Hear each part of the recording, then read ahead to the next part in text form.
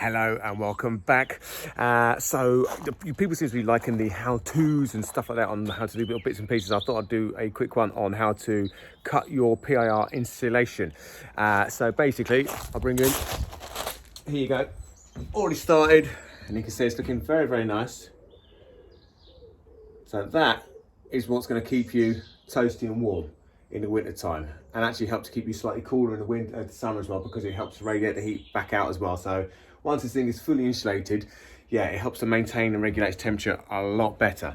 But so here we go. This is where it all kind of comes together. So when you're building these walls, please level. Very important, because at every stage just makes life a bit easier. So now I'm at a stage where if these are pissed, it'd be more complicated. So because these are level, I can actually cut the width of the PIR. You know it's going to go straight in, no problem at all. When you're doing it, you know, not every cut is going to be absolutely 100%. There's a slight gap. That makes no difference whatsoever, because basically what we do is we'll use expanding foam in all those joints. So, you know, some going a lot tighter than others, so you have to give them a bit of a whack to get them in and convince them to move in. And then some, you know, tiny little gaps, bits like that. But that is not the end of the world. It makes no difference. Expanding foam in there, across these joints, done and dusted. So the way that I cut this stuff, so this is a 50mm for the walls. In the ceilings and the floor, it's 100mm. So you tack it the same way, but slightly different. So here you go, I've got my setup. So at the minute I'm using the Festool battery, the TS55, which is a fantastic tool. I've currently got it set up to a dust extraction on the DeWalt XR Flex Volt, which I cannot rate this thing enough. Absolutely brilliant. Currently moving over to DeWalt stuff, so because my Festool sander sort of bugging up, I'm having to use a little adapter to make it work. Have to keep it together, holding it together as you do it.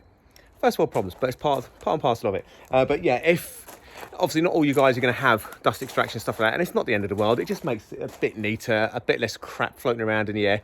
But you know, at the same time, I also use DeWalt, just standard everyday circular saw, just to kind of do this cut. But I'll show you what I mean by that in a second. So I've measured the width that I need, 35.5mm.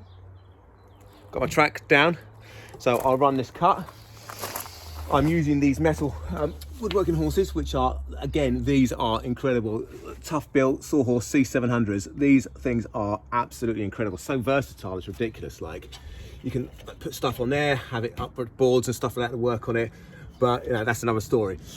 So as you can see, I've got this lined up, so it'll then cut through the center of here. So you kind of end up with a bit of support on the cut, so it doesn't just flop down and stuff like that, which obviously makes it a bit safer. I shall run a cut, I shall put this up here, and hopefully it won't fall down, but you never know. So, another good thing about this is, just keep it because you've got to love it. But anyway, fire out.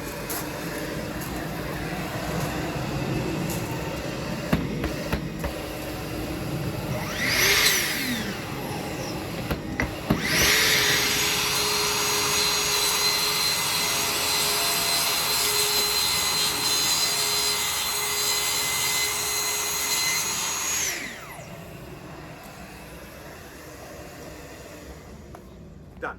And you see from that, there is very little dust that's come off of that.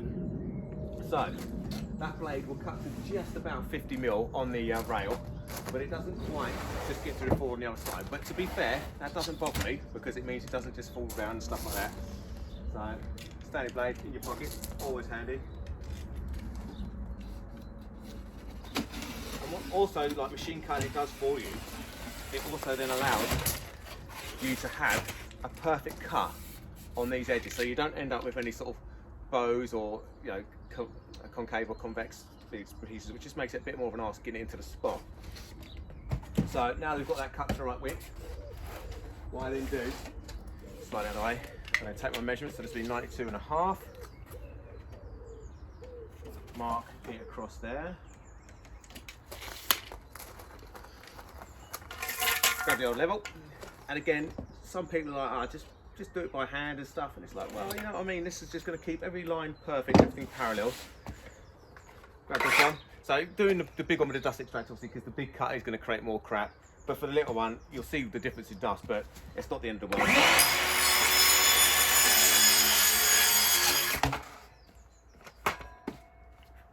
There you go, one board cut. Now here's the moment of truth.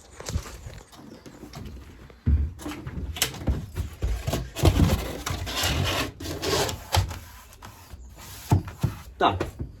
See what I mean? And if I'd done this by hand, like I say, that edge, that straight edge on there may have been curved slightly that way, which meant it's a bit more difficult getting it in. So having a machine cut, perfect every single time, job done.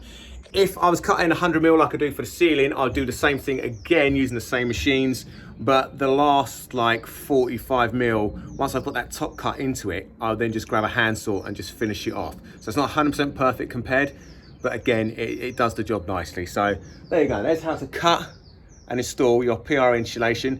This stuff is the bee's knees. It's going to be what makes a difference to you sitting in your office or your garden room for whatever you use it for. So cold in the winter, or bloody hell, I'm so hot in the summer. Helps to regulate. Brilliant stuff. So there you go. Top tip for today. Hope you enjoyed. See you later, guys.